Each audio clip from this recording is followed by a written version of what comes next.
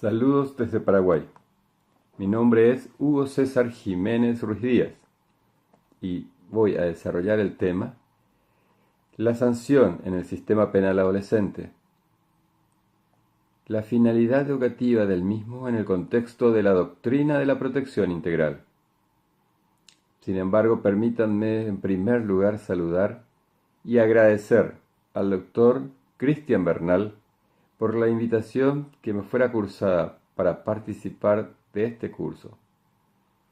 En su carácter de director de la Red Paraguaya de Estudios e Investigación de los Derechos Humanos y Humanitarios, al doctor Juan Marcelino González Garcete y al coordinador de este curso, el doctor Camilo Cantero, que trata sobre el curso y conferencias sobre derechos humanos, niñez y adolescencia.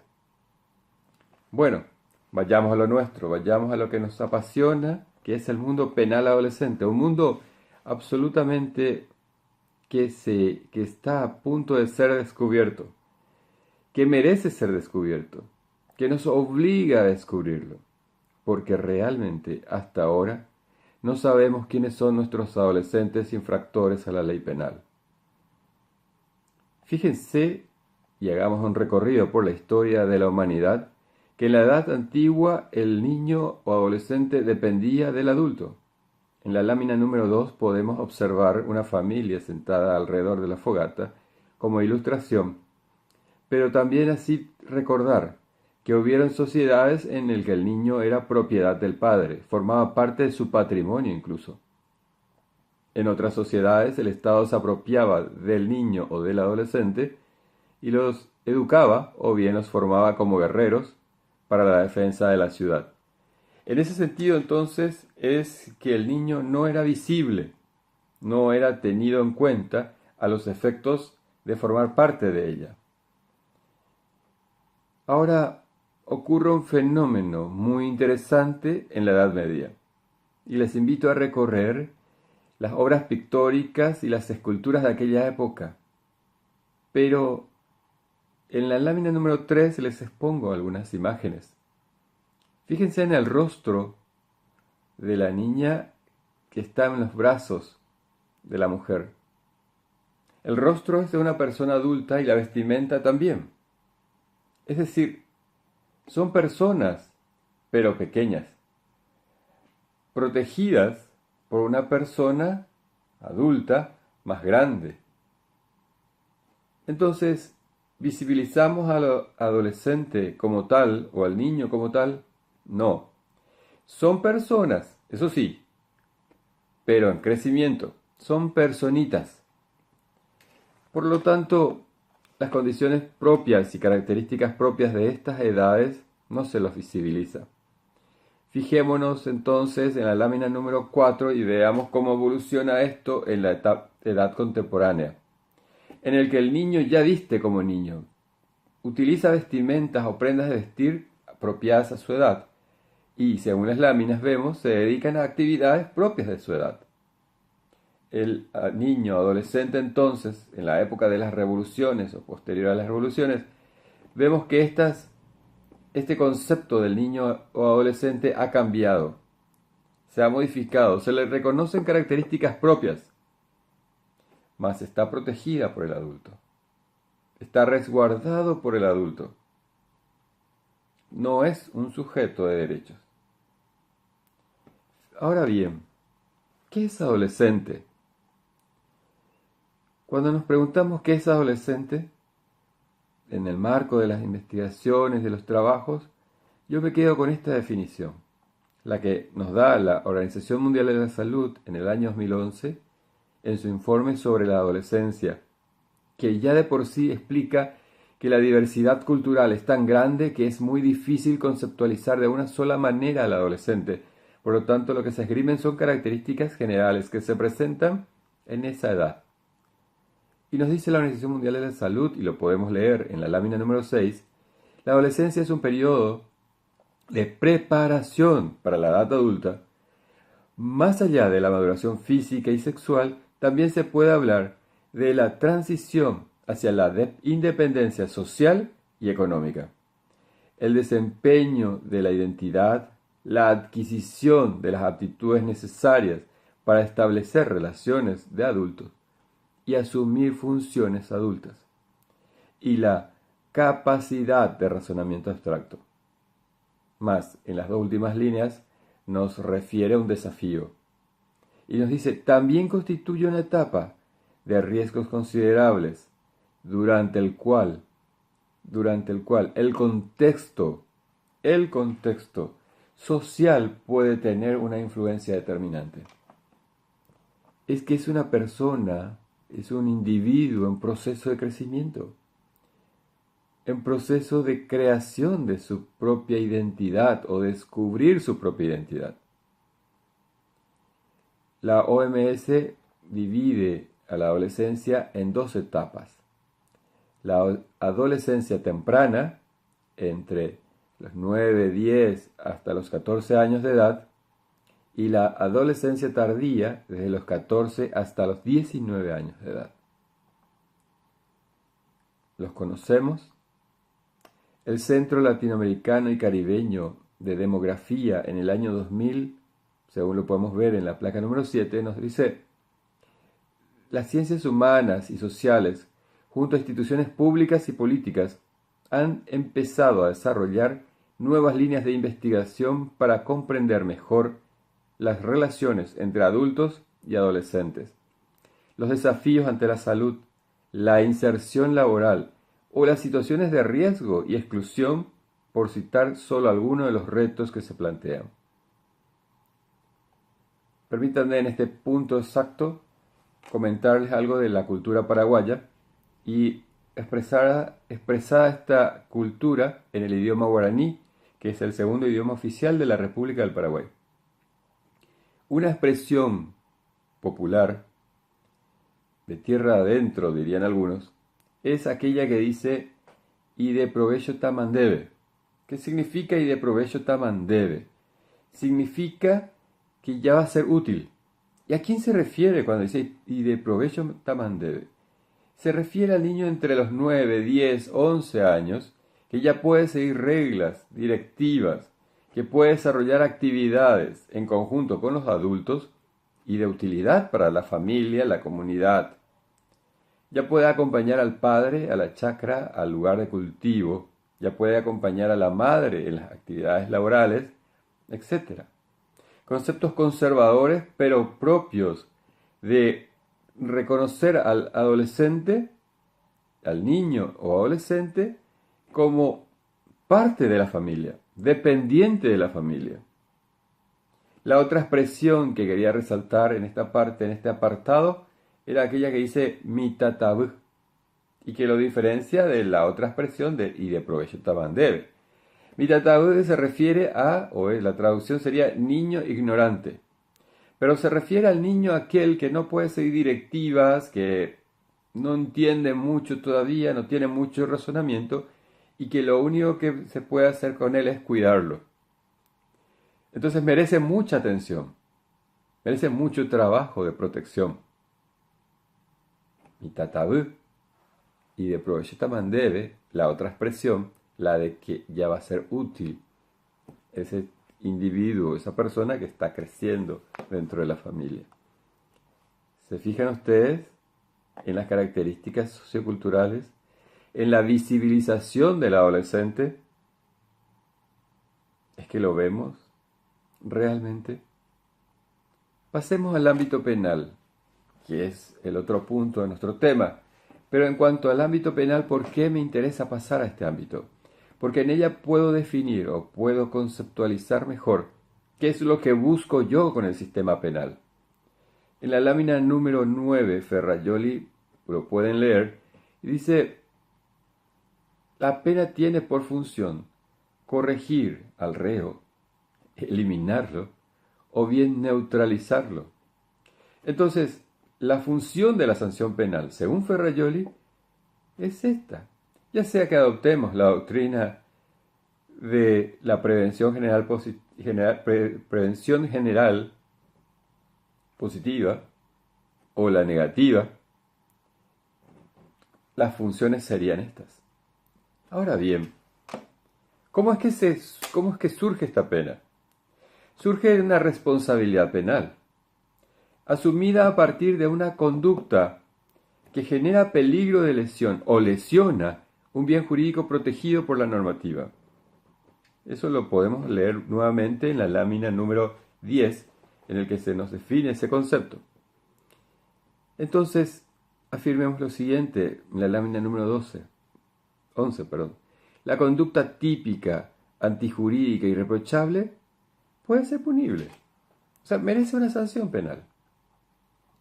Al merecer una sanción penal, hablamos de la imputabilidad de la conducta a un sujeto determinado, la reprochabilidad y la responsabilidad a consecuencia de esa conducta.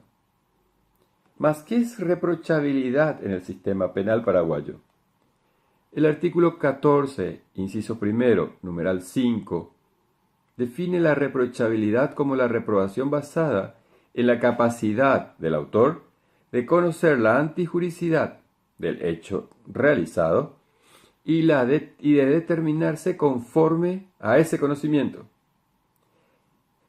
Entonces, ¿qué es reprochabilidad? Es la conducta del sujeto, que si bien entiende que esa conducta que le está desplegando es antijurídica, puede decidir si va a continuar haciéndolo o no. Y finalmente decide continuar haciéndolo. Entonces, esta conducta asume una responsabilidad penal que es la pena, la sanción en sí. En nuestro país, la sanción penal tiene una función determinada. Y ello está previsto en el artículo 3 del Código Penal, que nos habla del principio de prevención y nos dice que las sanciones penales tendrán por objeto la readaptación de los condenados y la protección de la sociedad. Y ello es consecuente con lo previsto en la Constitución Nacional. Recuerden estos conceptos. Busca que el adulto infractor a la ley penal se readapte, y también busca que con la pena se proteja a la sociedad. Entonces, si buscamos eso para el adulto, ¿qué buscamos para el adolescente? Terminemos con la sanción penal del adulto. ¿Cuánto tiempo puede durar? Entre 6 meses en nuestro país hasta 30 años inclusive. Eso está previsto en el artículo 38 del Código Penal, que dice que la duración de la pena privativa de libertad tendrá una duración mínima de 6 meses y una máxima de 30 años, medida en meses y años completos. Ahora bien, ¿podemos sancionar de la misma manera al adolescente infractor a la ley penal?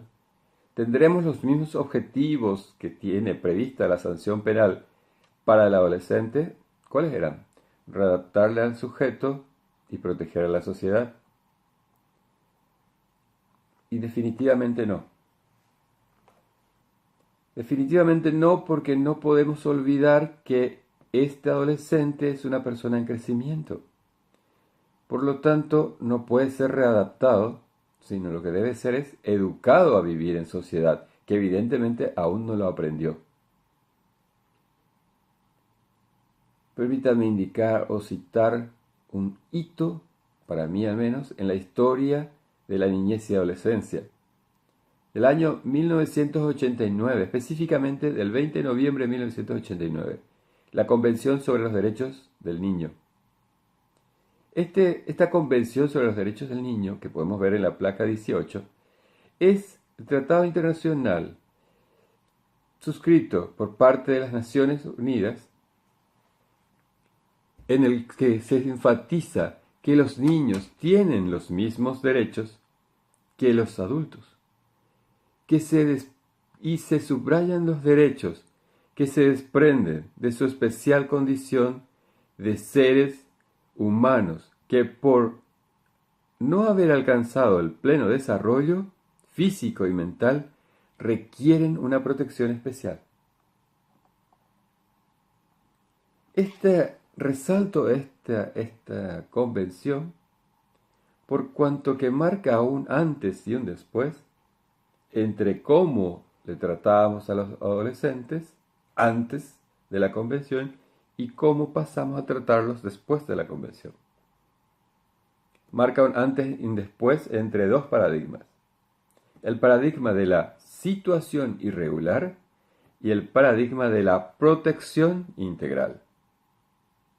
¿Situación irregular? Sí. ¿Se acuerdan que les había dicho que en la edad contemporánea, según lo que vimos en las imágenes, vestían diferentes, se les reconocía como niños, pero que igual merecían protegerse, ser protegidos? Sí, la doctrina de la situación irregular nos habla de ese derecho de ser protegidos, pero con estas características, según lo citado por la doctora Lourdes Barbosa y la doctora Teresa Martínez, que nos dicen que la situación irregular representa la idea de rescatar a la infancia abandonada y delincuente, o sea, los menores de la miseria y la promiscuidad en la que viven. ¿Qué más?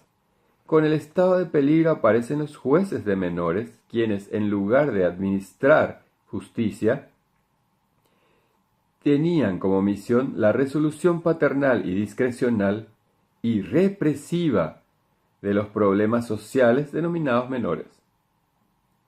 Es decir, sobre quiénes interviene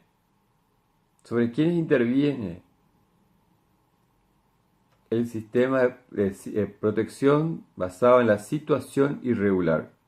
Sobre aquellos que están en condiciones irregulares y que por ello podrían tender a ser delincuentes posteriormente. Exponen en una situación de peligro a la sociedad por sus condiciones especiales en las que se encuentran. El artículo 1 de la Ley 903, Código del Menor, recuerden el término menor. El artículo 1 del Código del Menor nos dice: este código regula derechos y garantías de los menores desde su concepción hasta la edad de 20 años, cumplidos, en que termina, escuchen el concepto, minoridad y comienza la mayoría de edad. En la placa 21 podemos ver esa descripción de quién es menor para el código del menor vigente en aquella época. Entonces, quisiera yo mostrarles esta placa, esta lámina número 22, en el que transcribo un artículo del Código del Menor, el artículo 222, el libro tercero, de los menores en situación irregular, y prestar atención a quienes son considerados menores en situación irregular. Se presume en estado de peligro a los menores de 20 años que manifiesten tendencia a delinquir, en forma habitual o ocasional trafiquen o consuman sustancias estupefacientes o drogas peligrosas, habitualmente ingieran bebidas alcohólicas, se dediquen a la prostitución u obtengan de ello beneficio en cualquier forma. Entonces, ¿quiénes son menores en situación irregular? Los que consumen bebidas alcohólicas, los que consumen estupefacientes y los que demuestren tendencia a delinquir. Pero este artículo 222 del Código del Menor, adecuado a aquella época en el que regía la doctrina de la situación irregular, continúa con estas descripciones. Nos dice también que los que habitualmente compren o vendan libros, revistas, estampas u otros objetos pornográficos. Así también son menores en situación irregular los que tengan vicios o desarreglos de conducta. Y fíjese en este punto. Los que habitualmente son víctimas de maltratos físicos, morales o mentales, o que a menudo que tengan un desarrollo deficiente desde un punto de vista físico o mental y que merezcan una atención especial. Ellos son menores en situación irregular. Fíjese que no distingue, no hace diferencia entre aquel que comete un delito, aquel que tiene la posibilidad o que podría tener la posibilidad o la idea de cometer delito, aquel que es víctima de maltratos físicos. No distingue entre ninguno de ellos. Trata de igual manera al adolescente infractor a la ley penal como al que resulta víctima de delitos. por cuanto que la situación de vulnerabilidad en el que viven es lo que debe ser protegido. El artículo 442 del Código Penal, vigente en aquella época y que correspondía al año 1914, que ustedes pueden leerlo detenidamente en la lámina 24, nos dice que se reputa vago, se reputa vago a todo varón de más de 18 años que no tenga renta, empleo, profesión u oficio lícito de ejercicio actual, que le permita remediar las necesidades de la vida. Entonces, podríamos decir que el adolescente, comprendido entre los 18 y los 20 años de edad, era vago, si no tenía un trabajo y ello estaba castigado. Entonces tenemos los vagos, entre comillas, los delincuentes, los que estaban dejados a los vicios, los que eran maltratados físicamente, todos estaban en situación irregular. Bueno, en el año 1924,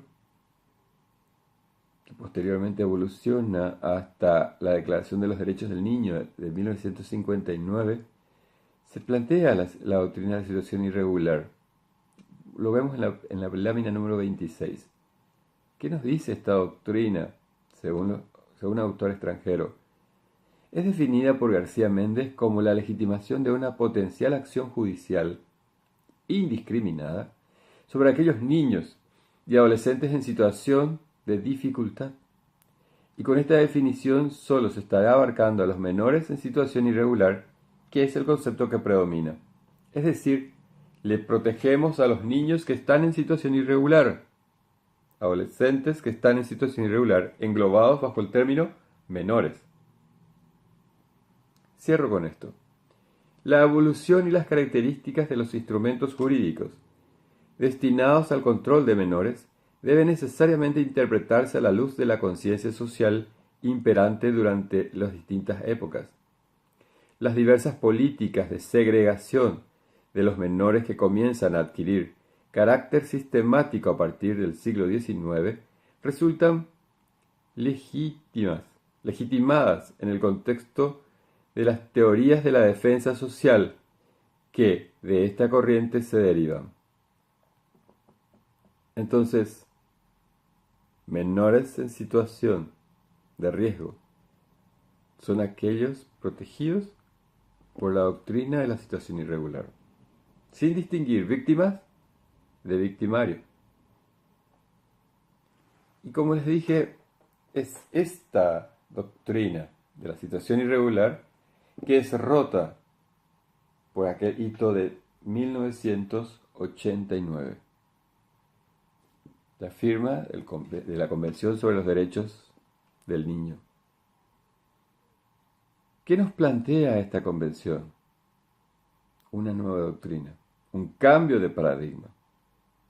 Cambiemos de la situación irregular a la protección integral. ¿Qué características presenta? En la lámina 28 podremos leerla.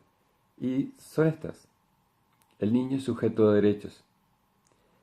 Existe un interés superior del niño, es decir, la prevalencia de sus derechos por sobre cualquier otro conflicto jurídico que pudiera presentarse. El derecho a la no discriminación, a la protección especial, a la autonomía progresiva, es decir, el derecho a ser oído y a que se reconozca su razonamiento, sus dichos, sus pretensiones, sus deseos en el contexto de su crecimiento, de su evolución personal.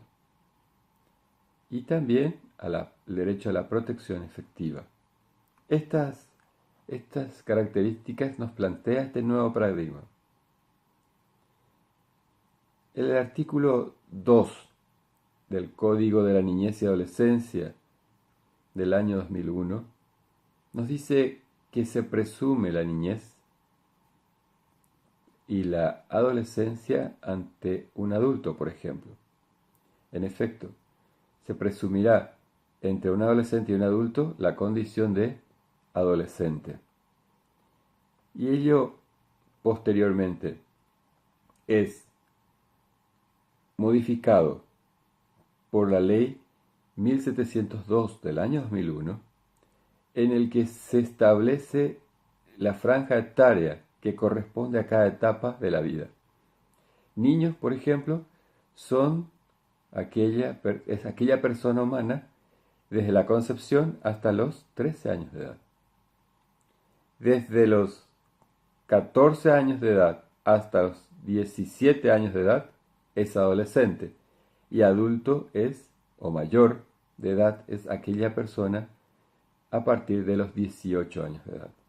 Unas definiciones del código, unas precisiones del código de la niñez y adolescencia y la ley que después establece la mayoría de edad. Vayamos al adolescente infractor en la ley penal, que es nuestro tema principal, y fijémonos en la imagen que nos plantea la lámina número 32.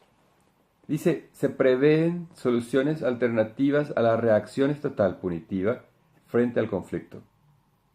Es decir, ¿qué sucede? ¿Qué sucede con el infractor a la ley penal cuando cae dentro del sistema penal adolescente en el contexto de la protección integral? Muchísimas posibilidades, muchísimas alternativas para resolver el conflicto penal. Recuerden que el adulto tenía una opción para asumir su responsabilidad. ¿Cuál era? La de someterse a la sanción penal. ¿Sí? Esa era la opción que tiene el adulto. El adolescente no. El adolescente, según nuestra normativa, tiene diversas salidas o alternativas que le permiten establecer las formas en que va a reaccionar el Estado ante la infracción, ante el conflicto jurídico planteado. Entonces, es importante recordar que ya no es más juzgado el adulto como el adolescente, de la misma forma, como lo era antes. Ya no es más juzgado de la misma forma. La placa 33 es descriptiva, absolutamente. ¿Qué nos dice? Nos dice, se trata de un sistema que coloca a quienes tienen menos de 18 años de edad fuera del sistema penal de adultos. Y eso obliga a crear un nuevo sistema penal adolescente que tenga estas características, según lo dicho por la doctora Violeta González. Fíjense, el sistema penal adolescente tiene que estar avalado por un principio de legalidad, un principio de reprochabilidad, un principio de proporcionalidad, de humanidad y de intervención mínima. Ustedes me podrán decir, sí, pero esos son los mismos de los adultos. Fíjense en la placa 34, que quedó uno fuera de las citas que había hecho verbalmente. ¿Cuál es? El principio de educación. El principio de educación es el que rige la sanción penal dentro del ámbito adolescente, penal adolescente. ¿Por qué el principio de educación? ¿Por qué las múltiples formas de que el Estado reaccione ante la infracción de la ley penal? La atribución de responsabilidad en función de la particular condición del sujeto que está creciendo se expresa en consecuencias jurídicas diferentes. Lámina 35. ¿Qué quiere decir esto? Que la reacción que va a dar el Estado y el camino que va a tomar de las múltiples opciones que tiene deben darse de acuerdo a las características particulares del adolescente infractor a la ley penal. Es por eso importantísimo que el juez penal adolescente se haya rodeado de un equipo técnico multidisciplinario que permita, en cada caso, establecer cuáles serían las soluciones o cuál sería la reacción del Estado más acorde para que ese adolescente reciba, de acuerdo a su responsabilidad penal, una reacción. ¿Cuál sería la reacción? Una reacción suficiente para lograr la educación del adolescente infractor a la ley penal. Fíjense lo que dice el Tribunal de Apelaciones Penal Adolescente de Asunción, lámina 36. La respuesta a las infracciones no se basa en un enfoque indulgente, sino en fomentar acciones educativas que le permitan su permanente desarrollo y la reinserción en su familia. Es decir, no es que con la educación vamos a estar disculpando la infracción cometida por el adolescente. No es esa. No es que vamos a dejar impune. El Estado va a reaccionar, el Estado reacciona, el Estado interviene ante la infracción penal. Solo que por tratarse de un adolescente, una persona en un proceso de transformación plena, de búsqueda de identidad, de crecimiento, encaminado a ser un adulto, precisa ser educado. Entonces, nos dice y nos recuerda la Corte Suprema de Justicia en la Sala Penal lo siguiente, lámina 37. Las medidas regladas en la legislación penal hacen hincapié en la protección e interés y formación integral, así como en el respeto de los derechos y en la reinserción en sus familias y la sociedad. Eso es lo que buscamos con un adolescente, según la Corte Suprema de Justicia. Entonces, dentro de esas múltiples formas de reacción que prevé el Estado en el contexto de la doctrina de la protección integral, el Código de la Niñez y Adolescencia prevé medidas, no sanciones, no castigo, no penas, sino la aplicación de medidas en la búsqueda de la educación del adolescente infractor a la ley penal. En estas medidas pueden ser socioeducativas, correccionales o privativas de libertad. En la placa 38 podemos ver esa descripción. Ello está previsto en el artículo 196 del Código de la Niñez y Adolescencia. Repito, socioeducativas, correccionales y privativas de libertad. ¿Cuáles son las medidas socioeducativas? Medidas socioeducativas son aquellas que, constituidas en prohibiciones o mandatos, buscan asegurar y promover el desarrollo del adolescente infractor a la ley penal y su educación. Entonces, ¿qué hacemos con el adolescente? Le aplicamos medidas socioeducativas tendientes a, como decía, promover su desarrollo y educación. Lámina 39. Entre estas medidas socioeducativas se pueden citar la de residir en un lugar determinado, vivir con determinada persona o en una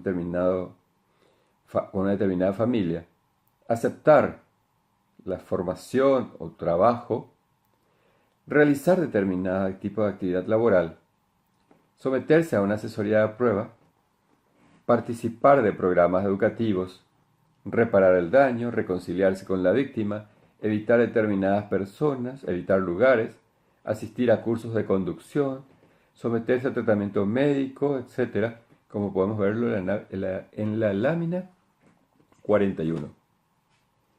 ¿Pero solamente estas medidas socioeducativas pueden ser aplicadas? No. El mismo Código de la Niñez y Adolescencia permite la aplicación de diversos tipos de medidas o de acciones para poder prever la reacción del Estado ante la infracción a la ley penal. Tal es así que el artículo 198 nos habla de las medidas de vigilancia y de mejoramiento de seguridad. Pero también el artículo 202 nos dice que pueden aplicarse medidas de protección y apoyo. Todas estas en su conjunto o individualmente. ¿Tendientes a qué? A la finalidad de la educación. No podemos olvidar ello. ¿Cuánto tiempo pueden durar las medidas socioeducativas? Entre 2 a 3 años. ¿Qué significa entre 2 a 3 años? Es el periodo dentro del cual deberá cumplir con estas prohibiciones o mandatos. Ahora bien, si el adolescente a quien se le hubiera aplicado medidas socioeducativas no hubiera respondido o no hubiera reaccionado de la manera debida a su formación, entonces el juez tiene la opción de aplicar medidas correccionales, que es el siguiente nivel. Estas medidas correccionales tienen una característica muy particular, pues está conformada por el conjunto de dos medidas. Una, la de la amonestación, y la otra, la de imposición de determinadas obligaciones. Lámina 45. ¿Qué es esta amonestación? En la lámina 46 podemos ver que la amonestación es la llamada de atención que el juez dirige oralmente y en forma clara y comprensible al adolescente, con el fin de hacerle consciente de la reprochabilidad de su conducta. Esta amonestación va a ir acompañada de las obligaciones. La lámina 47 nos muestra cuáles pueden ser estas obligaciones. Reparar dentro de un plazo determinado y de acuerdo con sus posibilidades los daños causados por el hecho punible. Realizar determinados trabajos. Pedir personalmente disculpas a la víctima. Prestar servicios a la comunidad, etc. Es decir, estas obligaciones pueden ser aplicadas o deben ser aplicadas de forma conjunta con la amonestación. A esta serie de medidas le llamamos medidas correccionales. Se pueden aplicar o se deben aplicar siempre y cuando las medidas socioeducativas no fueron suficientes para lograr lo que deseamos, que es la educación del adolescente. ¿Qué nos dice el Tribunal de Apelaciones de Asunción con relación a eso? Lámina 48. En el derecho penal común, las márgenes en los que se desenvuelve el juzgador para la fijación de la pena son rígidos, pues la propia ley fija el marco penal para cada hecho punible. Sin embargo, el derecho penal de la adolescencia se caracteriza por la flexibilidad en cuanto a la aplicación de la sanción a imponer y su duración. No se contempla, así, que a un determinado delito debe responderse con la imposición de una sanción determinada. Como les había dicho anteriormente, y el código ya lo había determinado, existe una multiplicidad de opciones para la reacción estatal y que bajo ninguna circunstancia es la imposición de un castigo o una sanción, sino de una medida, como su nombre bien lo indica, buscando la educación del sujeto, o de la persona, o del adolescente. Del adolescente. El artículo 206 nos habla de la medida privativa de libertad y con ello vamos terminando nuestra charla.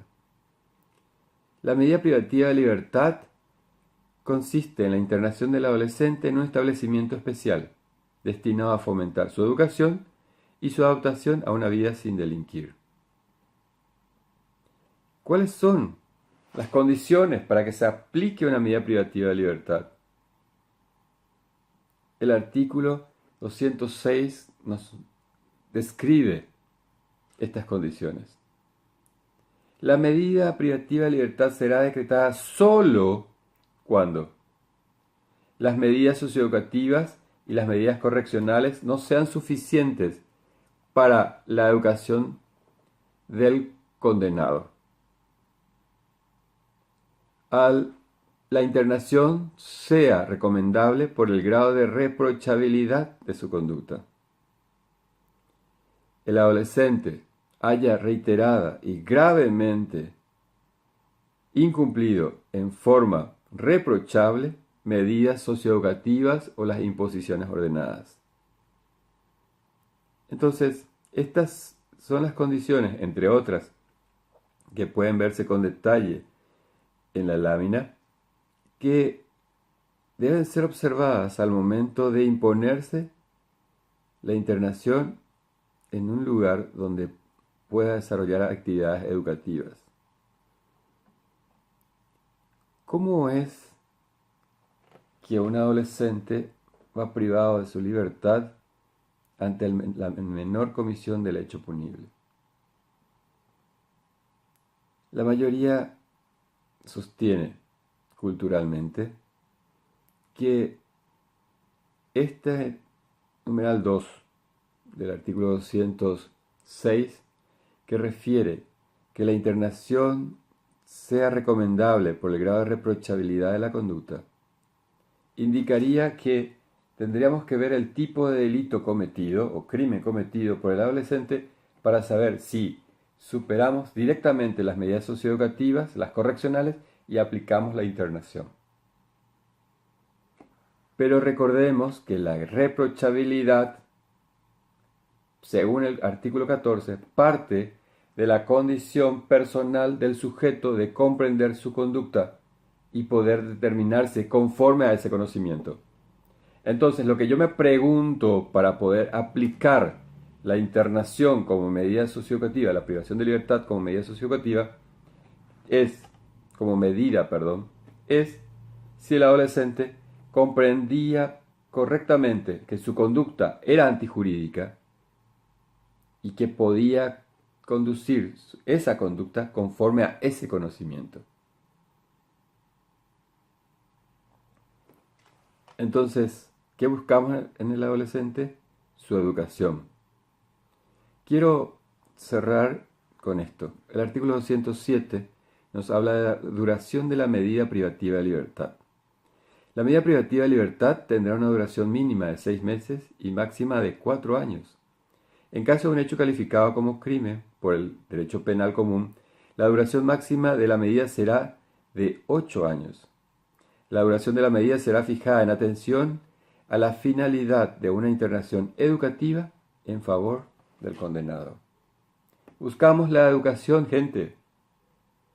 Y buscar la educación no significa buscar la impunidad, porque no podemos hablar de impunidad en el caso del adolescente infractor de la ley penal, sino solamente podemos hablar de una persona que falta ser educada. En la lámina 52 leo detenidamente cada uno de estos puntos y pido que me acompañen con esa lectura. El concepto de responsabilidad penal exige una norma por la cual el adolescente, como ser en desarrollo, aún no conoce o comprende las reglas de comportamiento social o la organización jurídica del Estado, por cuanto que está creciendo. Y a medida que lo haga a través del sistema educativo familiar, escolar o social, irá aprendiendo. En otras palabras, será educado.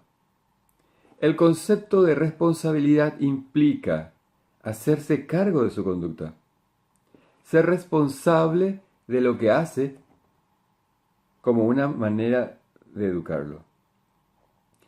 El fin de la aplicación de medidas socioeducativas, correccionales o privativas de libertad implica educarlo, enseñarle a comportarse en sociedad, a convivir socialmente.